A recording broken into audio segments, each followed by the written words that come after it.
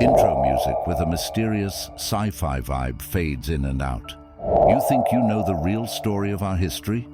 What if I told you the wars we fight today aren't just on Earth, and they didn't start with us? What if the echoes of ancient Viking sagas are being screamed not in the fjords of Norway, but across the red deserts of Mars?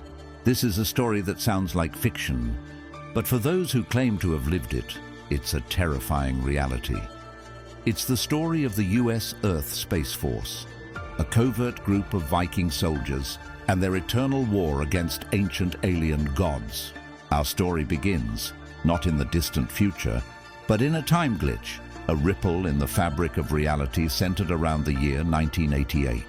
This is where we meet Karen Paul, Shelbourne, an artist, a savant, a man described by some as a Jesus-like figure with long hair and a profound presence. But Karen wasn't just a painter.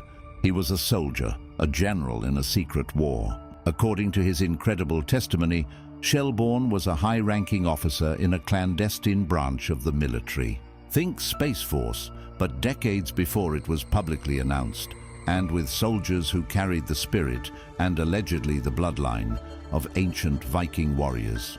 Their mission? To defend humanity from extraterrestrial threats. Their primary battleground? Mars. Now, when you picture Mars, you probably think of red rocks and rovers. But according to these accounts, Mars is a graveyard of civilizations, littered with a stunning and frankly terrifying secret. Massive pyramids and structures that look eerily like ancient Aztec and Mayan temples. These aren't just ruins. They are active installations, gateways, and fortresses for a hostile alien race. These beings, they're not little green men.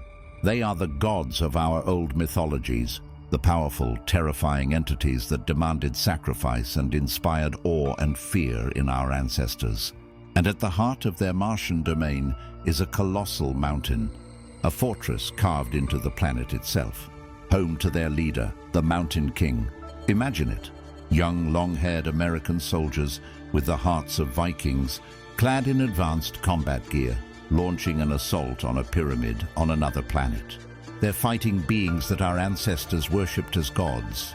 The air is thin, the sky is a pale pink, and laser fire is exchanged between human soldiers and beings that defy comprehension.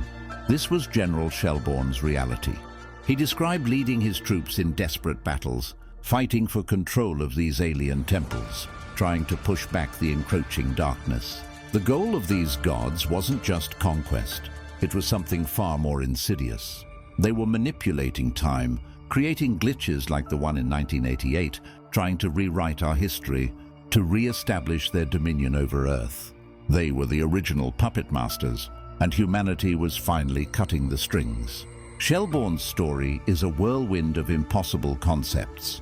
Viking super soldiers, time glitches, Aztec temples on Mars, and a war against the very gods who might have kick-started our civilization. Is it the elaborate fantasy of a gifted artist, or is it a crack in the veil of secrecy? A glimpse into a war for our reality that has been raging right above our heads for longer than any of us can imagine. The official records will tell you none of this happened. But for those who have seen the art of Karen Paul Shelbourne, who have heard the whispers from the fringes of the military-industrial complex, the word is out. The war for humanity isn't in the future. It's now. It's always been. And the front line is on Mars. Outro music with a sense of wonder and suspense fades in,